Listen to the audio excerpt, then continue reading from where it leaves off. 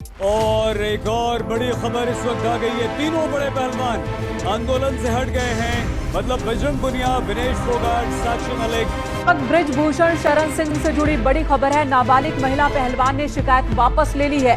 Patiala house court में शिकायत वापस ली है। और सूत्रों के हवाले से बड़ी खबर सामने आई है। पहलवानों के मामले में दिल्ली पुलिस की जांच लगभग पूरी हो चुकी है। भारतीय कुश्ती महासंघ के अध्यक्ष और बीजेपी सांसद ब्रिजभूषण शरण सिंह को बड़ी राहत मिल सकती है। सूत्रों के हवाले से खबर है कि बीजेपी सांसद के खिलाफ नाबालिग महिला पहलवान ने अपना केस वापस ले लिया। और ऐसी खबर मिल रही है कि कुछ पहलवानों ने कोर्ट में जाकर के केस वापस ले लिया। जी हाँ, दरअसल एक नाबालिग पहलवान है जिसने कोर्ट के सामने केस वापस ले लिया है। सूत्रों के मुताबिक नाबालिग महिला पहलवान अपने बयान से पलट गई है। सूत्रों के मुताबिक महिला पहलवान ने अपने ब्रिजभूषण सिंह पर लगाए आरोप वापस ले लिए हैं।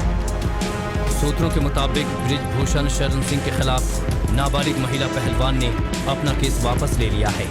2 जून को नाबालिग महिला पहलवान ने पटियाला हाउस कोर्ट जाकर अपने बयान दर्ज करवाए और केस वापस ले लिया।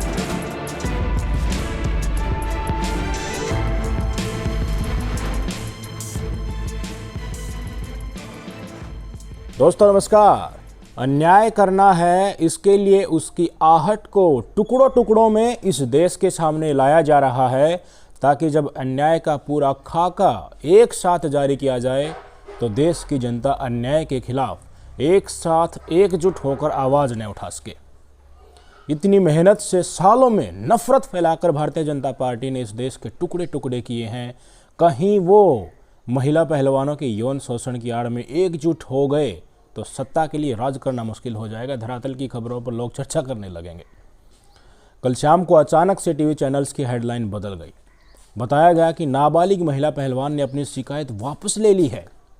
आज दोपहर में गोदी मीडिया ने यह बताया कि तीनों बड़े पहलवान बजरंग पूनिया, साक्षी मलिक और विनेश फोगाट धरने से हट गए हैं। उन्होंने आंदोलन स्थगित कर दिया है, ड्यूटी ज्वाइन कर ली है रेलवे की। 2 दिन पहले ही गोदी मीडिया की गोदी एंकर बता रहे थे कि भाजपा का केंद्रीय नेतृत्व ब्रिजभूषण शरण सिंह से नाराज है, इसलिए 5 जून की संतों की रैली को भी कैंसिल भारतीय जनता पार्टी ने करवा दिया है। पहलवानों की गृह मंत्री अमित शाह से बातचीत हुई है, ये सच है। खेल मंत्री अनुराग ठाकुर को टीवी की स्क्रीन पर पहलवानों के मुद्दे पर चिंतित दिखाया जा रहा था। पहलवानों की जो गृह मंत्री अमित शाह जी से बातचीत हुई है, उसमें पहलवान ब्रिजभूषण शरण सिंह की गिरफ्तारी से कम पर बिल्कुल भी मानने को राजी नहीं हुए। और यही अब असली कारण है कि गोदी मीडिया के पालतू कुत्तों को हमारी पहलवान बहन बेटियों को बदनाम करने के लिए फेक न्यूज़ फैलाने का आदेश दे दिया है। नाबालिग महिला पहलवान ने शिकायत वापस ले ली है। तीनों पहलवानों ने धरना खत्म कर दिया है। ये जानकारी गोदी मीडिया को सूत्रों के हवाले से पता चल रही है। ये वही टॉप सीक्रेट सूत्र हैं जो एफआईआर की डिटेल सामने आने से पहले गोदी मीडिया को बता रहे थे कि नाबालिग महिला पहलवान बालिग निकली है। दिल्ली पुलिस को कोई सबूत नहीं मिले हैं, इसलिए अब दिल्ली पुलिस अपनी क्लोजर रिपोर्ट कोर्ट में दाखिल करने वाले हैं। कुछ दिन पहले ये खबरें चली थी, आपको पता होगा। उस समय इन टॉप सीक्रेट सूत्रों की जो खबर थी उसको दिल्ली पुलिस ने ट्वीट कर गलत बताया था और गंभीरता से चल रही जांच के बारे में अवगत कराया था। बाद में दिल्ली पुलिस ने वो ट्वीट हटा लिया। किसके कहने पर हटाया कुछ पता नहीं। अब गोदी मीडिया को दिल्ली पुलिस के इन्हीं सूत्रों ने खबर दी है कि नाबालिग महिला पहलवान ने अपनी शिकायत वापस ले ली है। तीनों पहलवानों ने धरना खत्म कर दिया है। तो क्या अब दिल्ली पुलिस ट्वीट करके इसकी पुष्टि करेगी या फिर अब की बार ये प्रोपेगेंडा दिल्ली पुलिस के साथ मिलकर ही लाया गया है? टॉप सीक्रेट सूत्रों का बीजेपी, दिल्ली पुलिस और गोदी मीडिया से क्या रिश्ता है, इसका पता किया जाना चाहिए, जांच होनी चाहिए। हम सवाल यहाँ इसलिए उठा रहे हैं क्योंकि 4 दिन पहले ही नाबालिग महिला पहलवान के पिता का इंटरव्यू इंटरनेट पर घूम रहा था। वो साफ साफ कह रहे थे कि जब नाबालिग महिला पहलवान ने उनको इस सेक्सुअल हरासमेंट की घटना के बारे में बताया तो उनका शरीर जर्जर हो गया था, वो सुन्न हो गए थे। होश संभाला तो उनका मन किया कि अभी ब्रिजभूषण शरण सिंह को अपने हाथों से उसकी गर्दन दबोच कर मार डालो। पिता ने यह भी बताया कि उनकी लड़की यानी जो शिकायतकर्ता नाबालिग महिला पहलवान है वो आज भी ब्रिजभूषण शरण सिंह के द्वारा दिए गए मेंटल ट्रॉमा से उभरी नहीं है। इंडियन एक्सप्रेस में जो एफआईआर सार्वजनिक हुई उसमें साफ साफ लिखा था कि ब्रिजभूषण शरण सिंह ने नाबालिग महिला पहलवान के साथ जोर जबरदस्ती करने की कई बार कोशिश की। नाबालिग महिला पहलवान को मौखिक रूप से ब्रजभूषण शरण सिंह को बोलना पड़ा था कि आप मेरा पीछा करना छोड़ दो, मुझे आप में कोई दिलचस्पी नहीं है। यह इंटरव्यू तब सामने आया जब किसी चाचा की प्रेस कॉन्फ्रेंस इंटरनेट पर घूम रही थी, जिसमें चाचा दावा कर रहा था कि हमारी लड़की के साथ कुछ गलत नहीं हुआ है, हमारी लड़की नाबालिग नहीं बालिग है, बाकायदा कागज दिखा रहा था वो। तब मजबूर होकर लड़की के पिता को सामने आना पड़ा। अब तीनों पहलवानों के ट्वीट आ चुके हैं। धरना खत्म करने और नाबालिग महिला पहलवान की शिकायत वापस लेने की सूत्रों से मिली खबर फर्जी निकली है। पहलवान बजरंग पूनिया ने एएनआई की फर्जी खबर का स्क्रीनशॉट लगाते हुए ट्वीट किया है, आंदोलन वापस लेने की खबरें कोरी अफवाह हैं। ये खबरें हमें नुकसान पहुंचाने के लिए फैलाई जा रही हैं। हम न पीछे हटे हैं और न ही हमने आंदोलन वापस लिया है। महिला पहलवानों के एफआईआर उठाने की खबर भी झूठी है। इंसाफ मिलने तक लड़ाई जारी रहेगी। आज तक की फर्जी खबर का स्क्रीनशॉट शेयर करते हुए साक्षी मलिक ने लिखा, ये खबर बिल्कुल गलत है। इंसाफ की लड़ाई में ना हम में से कोई पीछे हटा है ना हटेगा। सत्याग्रह के साथ साथ रेलवे में अपनी जिम्मेदारी को निभा रही हूँ। इंसाफ मिलने तक हमारी लड़ाई जारी है। कृपया कोई गलत खबर न चलाएं। वहीं विनेश फोगाट ने गोदी मीडिया के कुत्तों को लताड़ लगाते हुए ट्वीट किया है कि महिला पहलवान किस ट्रॉमा से गुजर रही हैं, इस बात का एहसास भी है फर्जी खबर फैलाने वाले को। कमज़ोर मीडिया की टांगें हैं जो किसी गुंडे के हंटर के आगे कांपने लगती हैं। महिला पहलवान कमज़ोर नहीं है। जहां पहुंच के कदम डगमगाए हैं सबके, उसी मकाम से अब अपना रास्ता होगा। आबिद अदीब एक क्योट उन्होंने शेयर किया। विनेश फोगाट की बातों में काफ़ी करुणा है, पर हमारी गोदी मीडिया का ज़मीर मर चुका है। न्यूज़ रूम में घुसने से पहले ये लोग अपना शर्म और ज़मीर को वहीं चौखट पर त्याग देते हैं। उसके बाद स्टूडियो में अंदर घुसकर नफ़रत और गंदी गंदी चीज़ें फैलाने लगते हैं। असली दुश्मन हमारे देश के और लोकतंत्र के यही गोदी मीडिया वाले लोग हैं।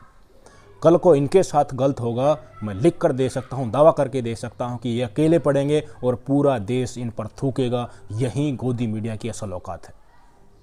जिम्मेवार कौन है? जो इन मीडिया संस्थानों के मालिक हैं, वो जिम्मेवार हैं। वो इन गोदी एंकरों से ये काम करवा रहे हैं। वो कभी भी सामने निकल कर नहीं आते हैं सामाजिक तौर पर। जो इन संस्थानों के मालिक हैं वो इन लोगों से, इन गोदी एंकरों से नफरत फैलवाते हैं, गलत काम करवाते हैं, फर्जी खबरें चलवाते हैं।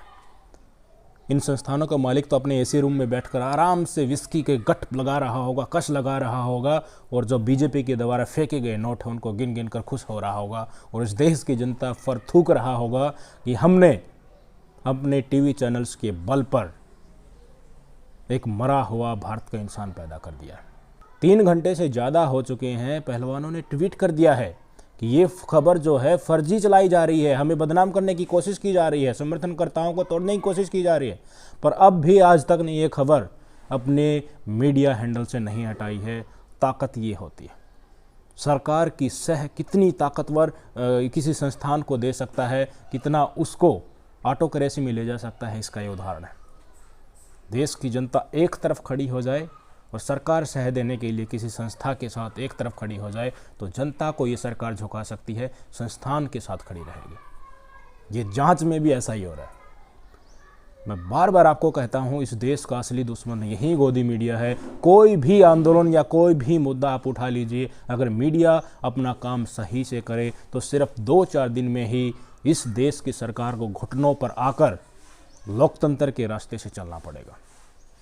पर मीडिया संस्थान के लोग पैसों के आगे घुटना टेक चुके हैं, ज़मीर बेच चुके हैं, कुछ भी पैसों के लिए करने के लिए तैयार है। हम सवाल यहाँ इसलिए उठा रहे हैं क्योंकि 4 दिन पहले नाबालिग महिला पहलवान के पिताजी का इंटरनेट पर इंटरव्यू घूम रहा था। वो साफ साफ कह रहे थे कि जब मेरी बेटी जो नाबालिग महिला पहलवान है, उन्होंने ये बताया कि मेरे साथ सेक्सुअल हरासमेंट की घटना हुई है, तो उनका शरीर जर्जर हो गया था, वो सुन्न हो गए थे। होश संभाला तो उनका मन किया कि अभी अपने हाथों से ब्रजभूषण शरण सिंह का गला घोंटकर मार दूं।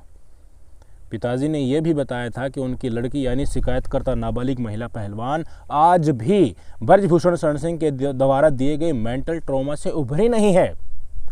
इंडियन एक्सप्रेस में एफआईआर सार्वजनिक हुई तो उसमें साफ साफ नाबालिग महिला पहलवान का बयान था कि ब्रजभूषण शरण सिंह ने नाबालिग महिला पहलवान के साथ जोर दबस्ती करने की कई बार कोशिश की। नाबालिग महिला पहलवान को मौखिक रूप से ब्रजभूषण शरण सिंह को बोलना पड़ा था कि आप मेरा पीछा करना छोड़ दो, मुझे आपसे कोई भी शारीरिक संबंध नहीं बनाने हैं। ये इंटरव्यू तब सामने आया जब किसी चाचा की प्रेस कॉन्फ्रेंस जो है इंटरनेट पर व्हाट्सएप ग्रुप में घूम रही थी, जिसमें चाचा कह रहे थे कि हमारी लड़की के साथ कुछ गलत नहीं हुआ है, हमारी लड़की नाबालिग नहीं बल्कि बालिग है। आप समझने की कोशिश कीजिए, हरियाणा जैसे पुरुष प्रधान प्रदेश में यौन शोषण की पीड़ित बेटी के पिता को सार्वजनिक तौर पर सामने आकर स्पष्टीकरण देना पड़ रहा है कि हमारी बेटी के साथ गलत हुआ है। पोक्सो कानून बनाने की तमाम मनसाएं महिला पहलवानों के इस केस में तार तार हो चुकी है। नाबालिग लड़की का चाचा जो है बाकायदा प्रेस कॉन्फ्रेंस करके लड़की के कागज दिखा रहा है कि देखिए हमारी की तो डेट ऑफ बर्थ ये है। कह रहा था कि फलाना फलाना जगह से मैं हूं। मैं दावे के साथ कह सकता हूं साथियों कि नाबालिग लड़की के गांव और आसपास के तमाम लोगों को पता चल चुका होगा कि पीड़ित लड़की का नाम ये है और वो फलाने फलाने व्यक्ति की बेटी है, उस परिवार की है। यही वो डर होता है जिसके चलते ज़्यादातर महिलाएं अपने साथ हुए यौन शोषण को दबा देती हैं। इससे क्या सीख मिलेगी हमारे समाज को? क्या और महिलाएं सामने आ सकेंगी इस केस को देखकर? ब्रजभूषण शरण सिंह को सजा हो भी गई तो क्या नाबालिग महिला पहलवान और उसके परिवार की खोई हुई इज्जत वापस आ पाएगी? जब वो लड़की गली से निकलेगी तो हमारा कुंठित समाज पीछे पीछे यही कानाफूसी करेगा कि देखो देखो ये वही लड़की है जिसके साथ ब्रजभूषण शरण सिंह ने कथित तौर पर यौन शोषण किया था। नाबालिग महिला पहलवान को उसके परिवार के साथ गांव छोड़कर किसी ऐसी जगह बसने को मजबूर होना पड़ेगा जहां उन्हें दूर दूर तक कोई नहीं जानता हो। और ऐसा इसलिए होगा कि हमारी पुलिस और हमारी सरकार ने समय पर और निष्पक्ष रूप से जांच नहीं होने दी, ऐसे आरोप हैं। अपने सांसद को बचाने के लिए इस मुद्दे में एक एक संवेदनशील चीजें उजागर हमारी व्यवस्था ने ही होने दी हैं। जनवरी से धरने पर बैठे पहलवानों को खेल मंत्रालय ने कमेटी बनाकर जांच करवाने के नाम पर बेवकूफ़ बनाया। आज तक उस कमेटी की रिपोर्ट सार्वजनिक नहीं हुई है। मजबूरन महिला पहलवानों को जंतर मंतर पर दोबारा बैठना पड़ा, एफआईआर के लिए सुप्रीम कोर्ट जाना पड़ा। फिर भी जांच के नाम पर खानापूर्ति होने लगी तो महिला पहलवानों ने चीख चीख कर कहा कि हम गलत नहीं हैं। अनगिनत महिला पहलवानों के साथ यौन शोषण हुआ है। बाहुबली सांसद के भय से वो सामने नहीं आ रही। पर मोदी साहब ने ना तो ब्रजभूषण शरण सिंह को WFI के पद से हटाया और ना ही ब्रजभूषण को चुप रहने के लिए कहा। इसी गोदी मीडिया ने ब्रजभूषण शरण सिंह को इतने मौके दिए जिसने महिला पहलवानों की गरिमा को पूरे समाज के सामने नीलाम कर दिया। खुले मन से ब्रजभूषण शरण सिंह ने हंसते हंसते एक मजाक के अंदाज में मजाक उड़ाया कि क्या हुआ, कहाँ कहाँ हुआ, कैसे कैसे हुआ, किसके साथ हुआ। विनेश फोगाट को मंथरा तक बोल डाला। और भी मौका इनको मिलता तो शायद ब्रजभूषण शरण सिंह भरी जनता के बीच में पूछ लेता कि बताओ मैं ऊपर था या तुम नीचे थी, या तुम ऊपर थी या मैं नीचे था। ये भी हो सकता था। इतनी बेशर्मी इस केस में चल रही है। दिल्ली पुलिस और गोदी मीडिया ने महिला पहलवानों की बेइज्जती करने में कोई कसर नहीं छोड़ी। महिला पहलवान लगातार बैकफुट पर जाती हुई दिख रही थी। 28 तारीख को इन्हें हिरासत में ले लिया गया, धरने से भगा दिया गया, दंगे भड़काने से लेकर सरकारी काम में अवरोध पैदा करने तक की विभिन्न धाराओं में मुकदमा दर्ज कर लिया गया।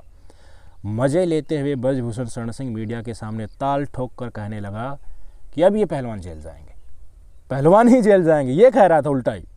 बार बार महिला पहलवानों ने यह कहा कि अगर हम गलत निकल आए तो हमें फांसी पर चढ़ा देना। फिर भी दिल्ली पुलिस ने जबरन महिला पहलवानों का धरना समाप्त करवा दिया।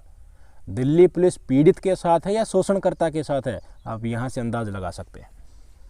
जंतर मंतर का धरना समाप्त करवाना मोदी सरकार के इशारे पर ही हुआ है, ये दिल्ली पुलिस का निर्णय नहीं था। जिनसे न्याय की उम्मीद थी वो ही दंड देने पर उतारे हो गए, तो मजबूर होकर हमारी महिला पहलवानों ने गंगा में मेडल प्रवाहित करने का फैसला किया। गोदी मीडिया इसको तो पूर्व नियोजित चाल बता रहा था कि देखिए महिला पहलवान पहुंच जाते हैं, वहीं से राकेश टिकैत के जो भाई है नरेश टिकैत जी वो वहां पर पहुंच जाते हैं, वहां पर टपक जाते हैं और मेडल ले लेते हैं। स्क्रिप्टेड बता रहे थे इसको। साथियों, अगर महिला पहलवान गंगा में कूदकर अपनी जान भी दे देती हैं तो गोदी मीडिया इसको ब्रजभूषण शरण सिंह के खिलाफ विपक्ष का षड्यंत्र ही बताएगा और कुछ नहीं। हर मौके पर पहलवानों को बदनाम किया गया, मुद्दा लंबा खिंचता गया। इतना समय लगने के कारण हर व्यक्ति के मन में जिज्ञासा होने लगे कि आखिर पीड़ित महिला पहलवान है कौन। पहलवान बार बार कह रहे थे कि ब्रजभूषण शरण सिंह को पद से हटाया जाना चाहिए क्योंकि वो जांच को निष्पक्ष तरीके से होने नहीं देंगे। पूरा देश एक सुर में बोलने लगा था, पर मोदी साहब की इतनी हिम्मत नहीं थी कि WFI के अध्यक्ष पद से ब्रजभूषण शरण सिंह का वो इस्तीफा भी ले सके। नाबालिग महिला पहलवान का आधार कार्ड व्हाट्सएप ग्रुप में घूम रहा था कि बताओ ये महिला कहाँ मिलेगी, इनकी करंट लोकेशन कहाँ है। वो छिपती हुई फिर रही थी। जितनी ज़्यादा कोशिश हो सकती थी बीजेपी ने पीड़ित महिला पहलवानों से मुद्दे को किसी भी कीमत पर सेटल करने की कोशिश की, ऐसा आरोप है। जांच के नाम पर पूरा सरकारी तंत्र ब्रजभूषण शरण सिंह की उंगली पर घूमता इस देश ने अपनी आंखों से देखा। जंतर मंतर से भगाए जाने के बाद गोदी मीडिया और संघी लिब्रांडुओं ने देश में माहौल बना दिया था कि पहलवान झूठे हैं। मजबूर होकर महिला पहलवानों को FIR की जो डिटेल्स थी वो इंडियन एक्सप्रेस अखबार में सार्वजनिक करनी पड़ी देश के सामने। ये नौबत आ गई। 2 जून की सुबह पूरे देश को ब्रजभूषण शरण सिंह के कथित वहस्सीपन का पता चल चुका था। 7 पहलवानों के आरोप सबके सामने आ चुके थे। किसी लड़की के लिए पूरे देश को यह बताना कितना मुश्किल होता है कि ब्रजभूषण शरण सिंह ने मेरी टी-शर्ट उठाकर ब्रेस्ट को दबाया, पेट से जांघ तक कई बार हाथ फेरा, नाभि को छुआ, दरवाज़ा बंद करके ज़बरदस्ती यौन संबंध बनाने की कोशिश की, सप्लीमेंट के बदले सेक्स की मांग की, पटक पर हाथ रखकर उनको जोर से भींच दिया, वगैरह वगैरह। सार्वजनिक तौर पर महिला पहलवानों ने देश को बताना पड़ा, विश्वास दिलाना पड़ा कि देखिए हमारे साथ ये हुआ है, क्योंकि उनको बुरी तरीके से बैकफुट पर ले जाया जा रहा था सरकारी तंत्र के द्वारा। उनको इंडियन एक्सप्रेस में FIR की एक एक चीज़ें मजबूरी में देनी पड़ी है। अपनी इज्जत पूरे देश और दुनिया को बतानी पड़ी है। फिर से विश्वास दिलाना पड़ा है कि देखिए हम सही हैं, कृपया हमें बदनाम न किया जाए, हमारा साथ दिया जाए, हमें न्याय दिया जाए। जांच निष्पक्ष और सही समय पर हो जाती तो इस देश की बेटियों की इज्जत आज यूं सरेआम नीलाम नहीं हुई होती। FIR की डिटेल पूरे देश के सामने आने के बाद अगर कोई पीड़ित महिला पहलवान और उसका परिवार अपना कदम एक बार के लिए पीछे हटा लेता है तो इसमें कोई अचरज नहीं करना चाहिए। उसके पीछे एक बड़ा खेल हो सकता है, पूरा सरकारी तंत्र हो सकता है उसको दबाने के लिए। जो सरकार ब्रजभूषण शरण सिंह का WFI अध्यक्ष से इस्तीफा तक नहीं लेती, इसका मतलब यही है कि हर मोड़ पर वो कथित अपराधी के साथ है। बीजेपी के लिए महिला पहलवानों की इज्जत से ज़्यादा ब्रजभूषण शरण सिंह के पीछे जो वोट बैंक है वो प्यारा है। पहलवानों का साथ दे रहे किसान संगठन और खाप पंचायतों को पीड़ित महिला पहलवान और उनके परिवार को हौसला देना चाहिए। बेइज्जती जितनी हो सकती थी वो हो चुकी है। अब तो न्याय से पीछे हटना ठीक नहीं रहेगा। शायद इसी क्रम में खाप पंचायतें और किसान संगठन भी लगे हुए हैं। इनको पता चल गया है कि महिला पहलवानों का न्याय इस सरकार से छीनना पड़ेगा, क्योंकि मोदी साहब ब्रजभूषण शरण सिंह के आगे घुटने टेक चुके हैं। 5 जून की ब्रजभूषण शरण सिंह की अयोध्या रैली रद्द करना एक ढोंग था। अब खबर फिर से आ रही है कि 11 जून को फिर से ब्रजभूषण शरण सिंह एक बड़ी जनसभा करने वाले हैं। वो रैली जो 5 जून की इसलिए टाली गई थी क्योंकि इंडियन एक्सप्रेस में FIR की डिटेल छापकर एक साथ पूरे देश को ब्रजभूषण शरण सिंह की कथित करतूतों के बारे में बता दिया गया था। एक साथ पूरा देश खड़ा होने का डर था। चूंकि अब वो मुद्दा ठंडे बस्ते में चला गया है, इसलिए अब सारा ढोंग फिर से शुरू हो गया। पर अब पहलवानों का पक्ष भी कमजोर नहीं रहा।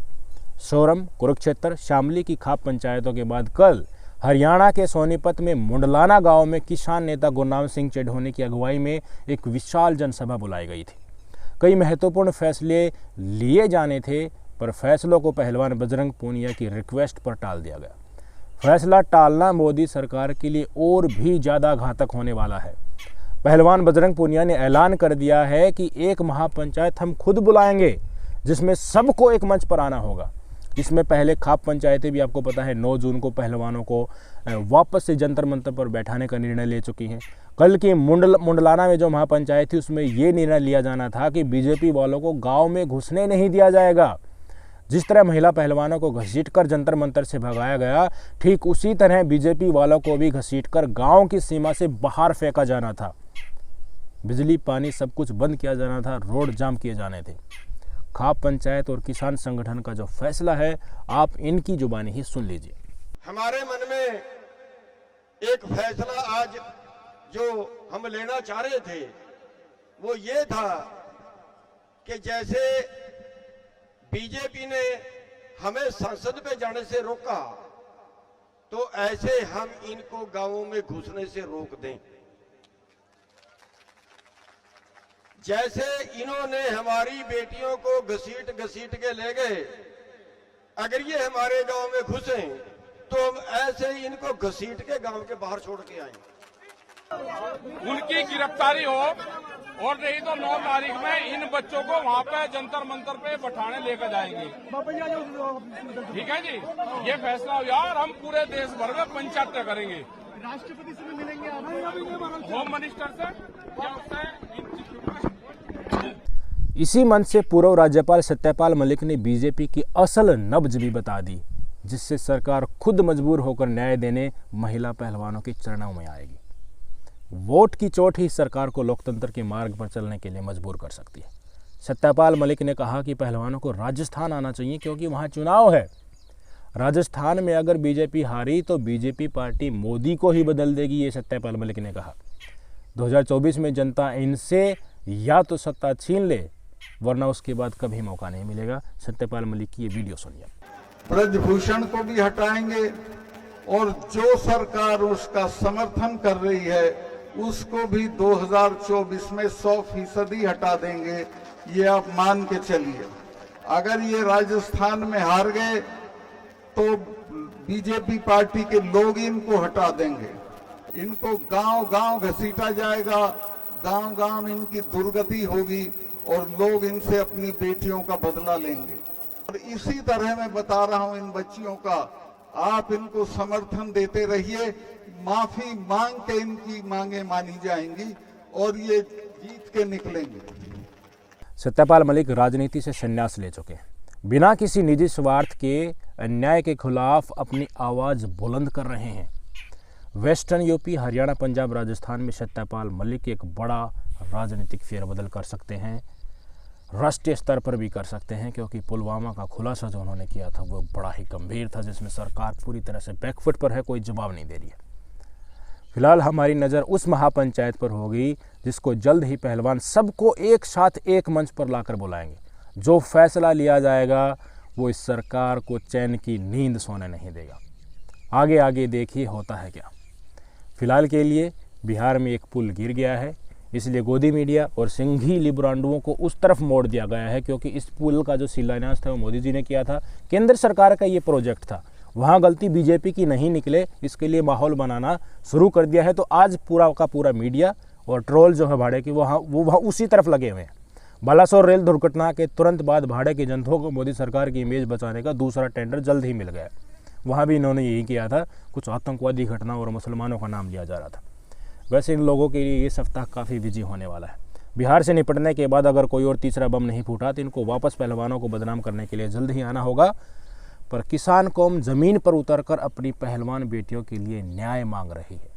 टीवी चैनल्स और सोशल मीडिया से जंग हारी और जीती जाती तो मोदी साहब को 3 काले कानून वापस लेकर अपना मुँह काला नहीं कराना पड़ता।